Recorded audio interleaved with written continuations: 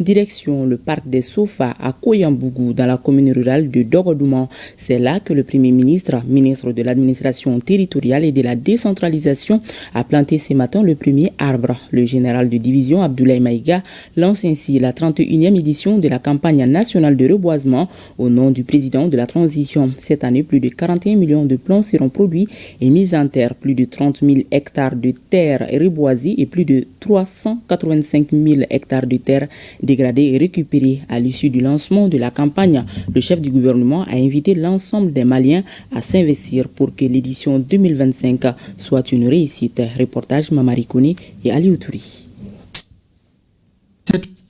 Au parc des Sofas situé dans la commune rurale de Dogodouma à quelques kilomètres de Bamako que le Premier ministre chef du gouvernement a planté le premier arbre, donnant ainsi le coup d'envoi de la 31e édition de la campagne nationale de reboisement.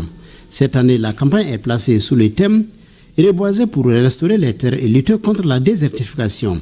Chaque année au Mali, environ 100 000 hectares de forêt connaissent une transformation en grande partie sous l'effet des changements climatiques. Le choix du parc des Sofas n'est pas anodin.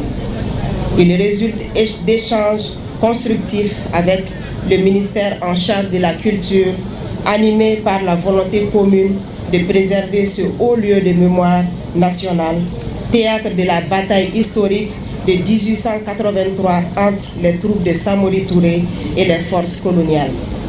Dans cet esprit, mon département a engagé, à travers le projet de restauration des terres dégradées, un sous-projet communautaire de reboisement sécurisé sur environ 5 hectares en partenariat avec la commune de Dogodouma et de la direction régionale des eaux et forêts. Pour cette 31e édition, les objectifs que nous sommes fixés sont ambitieux. Produire 41 384 716 plants, reboiser 31 876,21 hectares de terre et récupérer 385 156 hectares de terres dégradées. Ces chiffres, aussi impressionnants soient-ils, ne sauraient à eux seuls traduire l'ampleur des efforts déployés sur le terrain. Je tiens ici à saluer particulièrement l'engagement actif des collectivités territoriales, de la société civile, des structures communautaires et du secteur privé, dont la participation volontaire et responsable donne tout son sens à cette campagne. Cette formidable mobilisation citoyenne qui ne cesse de croître renforce notre conviction que le reboisement peut et doit devenir un levier durable de résilience écologique au service d'un développement harmonieux et équitable pour tous. Le ministre de l'Environnement, de l'Assainissement et du Développement durable a rendu un hommage mérité aux agents du service des eaux et forêts pour les actions prioritaires engagées dans la digitalisation des services forestiers. Pour le représentant des partenaires techniques et financiers du groupe thématique Environnement et Changement climatique, le reboisement n'est pas seulement une action environnementale. C'est un acte de paix, de résilience et de développement durable. C'est pourquoi les partenaires réitèrent leur engagement pour accompagner le gouvernement du Mali pour soutenir ses efforts pour une gestion plus durable des ressources naturelles. Chaque arbre planté aujourd'hui est une promesse pour demain, une promesse de biodiversité, une promesse d'ombre, une promesse de pluie, une promesse de vie tout simplement. C'est pourquoi nous en appelons à une mobilisation collective, décideurs politiques, écoles, collectivités territoriales, entreprises, communautés, familles, chacun a un rôle à jouer. Notre responsabilité collective et individuelle de gardien de la planète nous impose un engagement sans faille et un changement dans nos comportements et nos habitudes afin de renforcer davantage les efforts pour combattre et inverser la tendance actuelle de déforestation et de dégradation des ressources naturelles.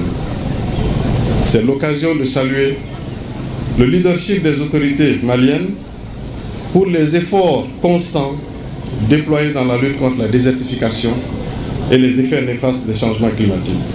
Au nom du parrain de la cérémonie, le Premier ministre a rappelé la symbolique de cette campagne avant d'évoquer les actions en cours en vue de faire face aux effets des changements climatiques. La campagne nationale de reboisement est l'une des multiples activités des autorités de notre pays pour contribuer de manière significative à la protection de l'environnement. Comme vous le savez, dans notre nouvelle constitution, la constitution du 22 juillet 2023, la protection de l'environnement est à la fois un droit et un devoir. Et cet objectif est porté haut par son Excellence le général d'armée Assimi Goïta, président de la transition, chef de l'État, qui est également le parrain de cette campagne nationale de reboisement. Je voudrais également rappeler que les conséquences de la déforestation, nous l'avons entendu, bien entendu, sont les suivantes. Essentiellement, l'avancée du désert, malheureusement qui nous frappe de plein fouet, la destruction de notre biodiversité et la dégradation des terres. À cela, nous pouvons également ajouter les conséquences sanitaires et les conséquences économiques. Différentes initiatives sont en cours, à savoir la Grande Muraille Verte, également le programme de restauration des terres dégradées. Et bien entendu, d'autres initiatives consistant à procéder à des opérations de reboisement.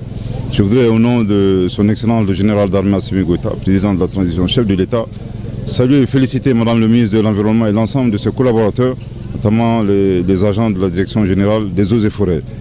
Mais ceci dit, si nous voulons reboiser, il faut deux actions simultanées. Planter beaucoup plus d'arbres et surtout suspendre, voire arrêter de détruire notre forêt. Et évidemment, ces actions sont extrêmement lourdes et vont au-delà du seul effort des autorités et des pouvoirs publics. Il est important que l'ensemble de la population malienne s'implique. C'est le sens, en tout cas, de l'appel que le chef de l'État adresse à nos populations. Et nous voulons inviter toutes les populations maliennes à associer leurs actions, à associer leurs efforts aux actions et aux efforts des agents des eaux et forêts, des pouvoirs publics, afin de reboiser de manière pérenne et de manière définitive notre pays. Le chef de village de Dogo-Douma et le maire de la commune se sont réjouis du choix du parc des Sofa pour ce lancement. Ils ont ainsi profité pour évoquer quelques-unes de leurs préoccupations, comme la réalisation de la voie d'accès. La prestation du groupe Nyogolon a mis en lumière l'importance du reboisement dans nos communautés.